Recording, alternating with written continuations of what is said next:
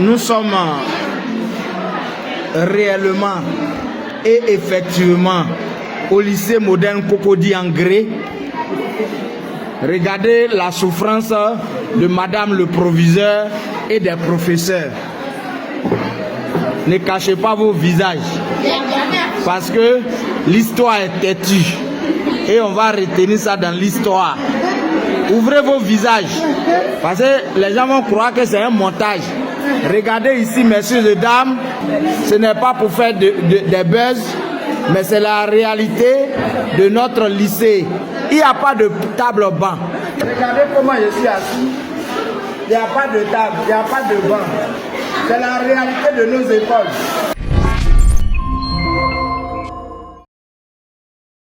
Ivoiriens, Ivoiriennes, mes chers compatriotes, une vidéo a circulé sur les réseaux sociaux la semaine dernière concernant les conditions d'études, d'apprentissage des élèves et les conditions de travail des enseignants, les fonctionnaires. Cette vidéo a été réalisée au lycée moderne d'Angré, Cocody à Abidjan, par un courageux enseignant du dit lycée. Je tenais à le féliciter et à encourager tous les fonctionnaires de Côte d'Ivoire qui travaillent dans des conditions très précaires pour le développement de notre nation.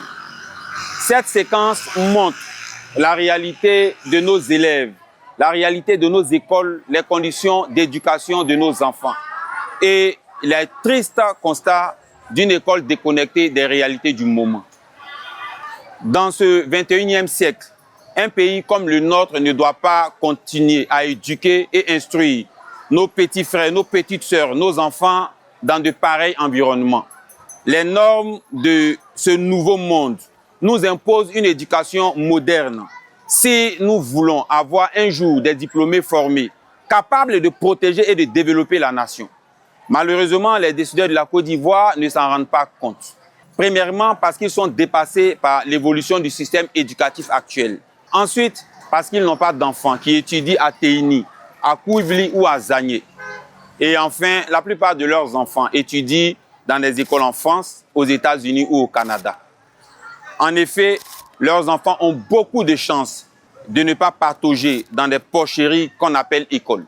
Ce que nous voulons pour nos enfants, c'est de créer des conditions saines avec du matériel didactique et des enseignants heureux, comblés de bien faire leur travail dans un environnement sécurisé.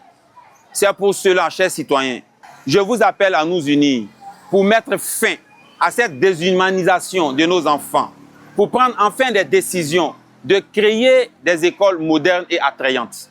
Je demande votre engagement pour enfin avoir des écoles modernes, transformer l'existant afin de mieux former nos enfants, les rendre compétitifs au plan mondial et leur offrir un avenir sûr pour le développement de notre pays, la Côte d'Ivoire. Oui, il faut que nous nous mettions ensemble pour en finir avec le mépris de ceux qui vivent à la barbe du peuple, qui s'enrichissent au détriment des populations, qui sont nourris et blanchis, mais qui traitent les Ivoiriens avec arrogance et condescendance. Si vous pensez que la Côte d'Ivoire a besoin d'améliorer les conditions d'études de nos enfants, rejoignez-nous pour participer à la création d'un environnement propice aux études.